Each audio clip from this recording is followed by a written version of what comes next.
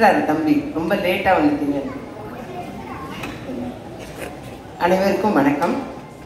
கருடன் இசை வெளியீட்டு விழாவுக்கு வந்திருக்கும் அனைத்து நல்ல உள்ளங்களுக்கும் என் அன்பார்ந்த வணக்கத்தையும் நன்றியும் தெரிவித்துக் கொள்கிறேன். இப்ப மேடையில உட்கார்ந்து இருக்கிறது அத்தனை பேரும் என் பிள்ளைங்க தான்.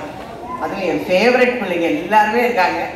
இந்த விழாவில் என்ன கலந்துக்க அழைச்சதுக்காக ப்ரொடியூசர் சார் குமார் சாருக்கும் டைரக்டர் சாருக்கும் சூரி தம்பிக்கும் என்னுடைய நன்றியை தெரிவிச்சுக்கிறேன். கொஞ்சம் மிஸ் பண்ணினானா என் பிள்ளைங்களெல்லாம் நேரில் பார்த்துருக்க முடியாது. விஜய் சேதுபதி, சிவகார்த்திகேயன், அவர் ஒருத்தர் தான் பேலன்ஸ்ல இருக்காரு. சிவகார்த்திகேயன், அப்புறம் Samuthirakani sir, Sasikumar sir, Soori sir. அதை விட சூரி சாரை ஒரு நல்ல ஹீரோ அப்படின்னு நமக்கு கண்டுபிடிச்சு கொடுத்த இயக்குனர், அவருக்கு இந்த நேரத்தில் நான் நன்றி தெரிவிச்சேன்.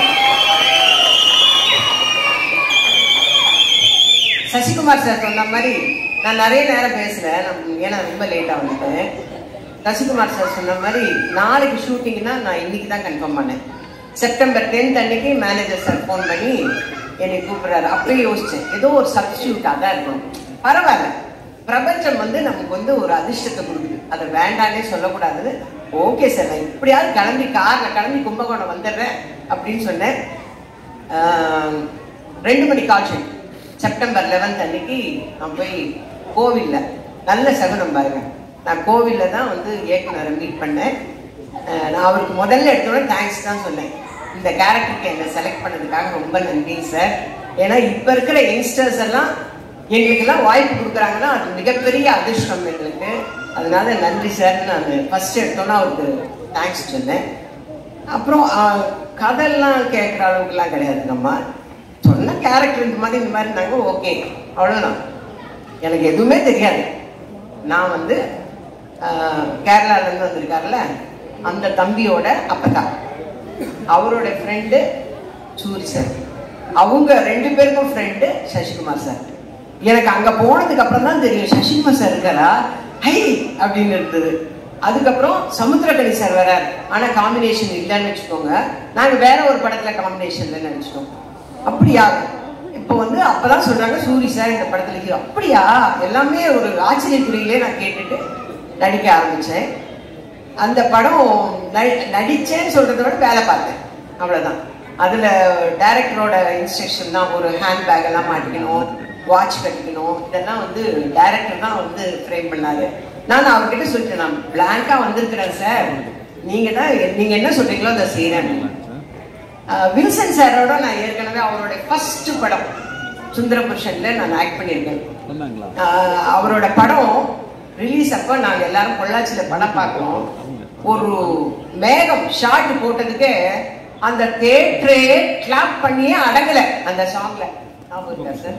ஓகே, அந்த அவரோடைய மறுபடியும் நான் போய் நடிக்கிறேன். நான் அவரை பார்த்தோன்னே சொல்றேன், ஓகே நோ மேக்கப். அப்பா அங்க ஒரு பெரிய ரிலீஃப். ஏன்னா மேக்கப் போட விட மாட்டாரு, லிப்ஸ்டிக் கூட போட விட மாட்டாரு, அந்த அளவுக்கு ஒருத்தமே போடக்கூடாது. ஹீரோயின் போட்டு உட்கார்ந்தது அப்பயே நான் நினைச்சேன், இதை தொடக்க சொல்ல போறாரு. அதே மாதிரிதான் நடந்தது. ஆனா ஸ்கிரீன்ல பாருங்க அவ்வளோ அழகா இருக்கும் எல்லாமே. இந்த படம் நடிச்சுட்டு இருக்கும் போது ஒரு நாள் நான் விடுதலை படத்தை ஜீ தமிழ்ல பார்த்தேன்.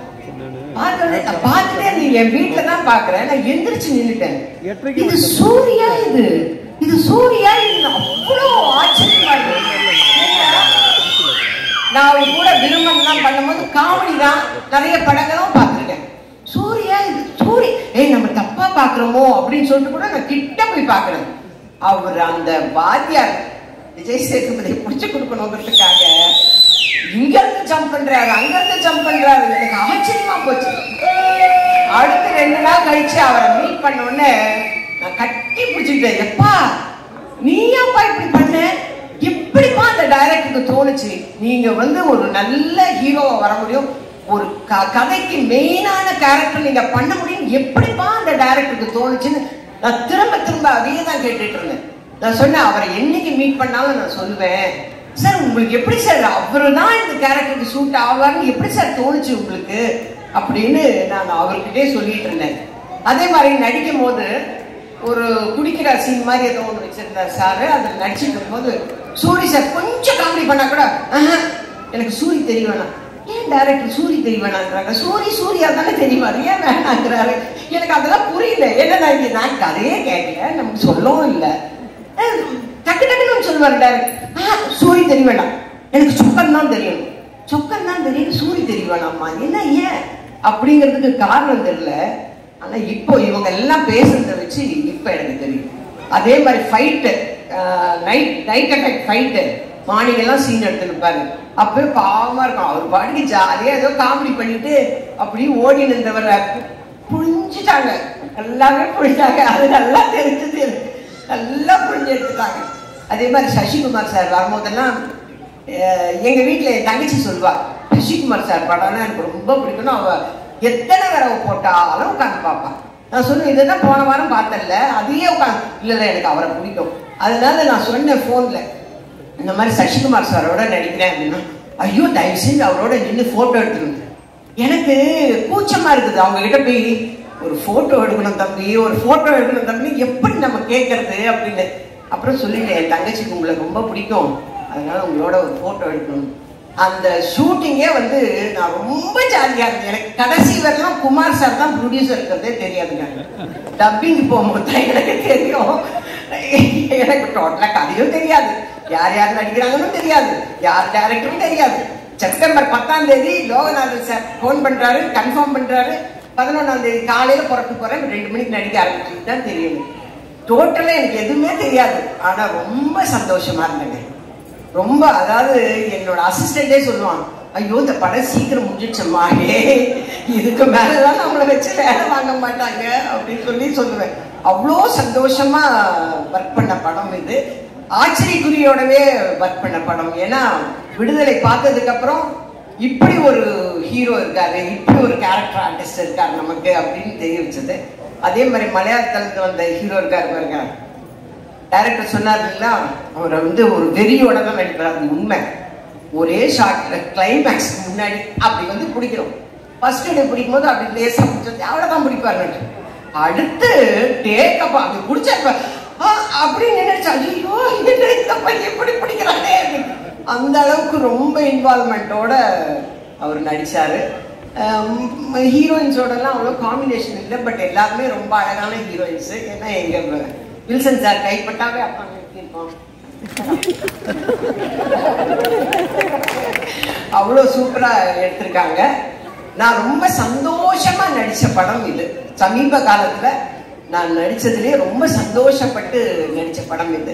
அந்த மாதிரி விரைவில் நான் வந்து சிவகார்த்திகேயன் சாரோடவும் ரொம்ப சந்தோஷமா ஒரு படம் நடிப்பேன்னு எதிர்பார்க்கிறேன். இதோட எத்தனை தடவை தான் நான் இதை சொல்றதுன்னே தெரியல. நானும் சொல்லி சொல்லி சொல்லி போப்பான ஆகி போச்சுங்க எனக்கு உண்மையிலே.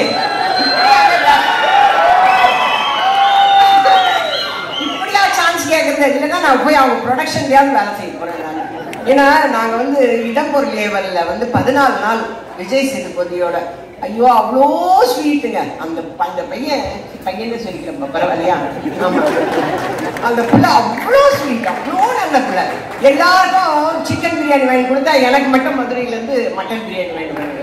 அதே மாதிரிதான் சூரி, அவங்க ஹோட்டல்ல இருந்து கோலா உருண்டை அது இது இது இது இதை சாப்பிட்டு சந்தோஷமா இல்லாம எப்படி இருப்பேன்னு அந்த ஷூட்டிங்ல சந்தோஷமா இருக்கு. முக்காவச்சு சூரி சார் தான் மதுரையில இருந்து சாப்பாடு எடுத்து தேனியில கொடுப்பாரு.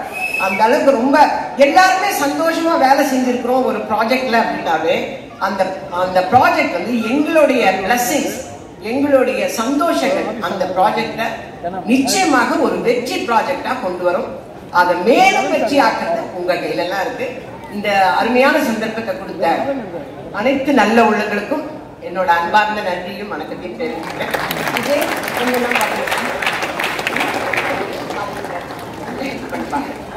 Thank you.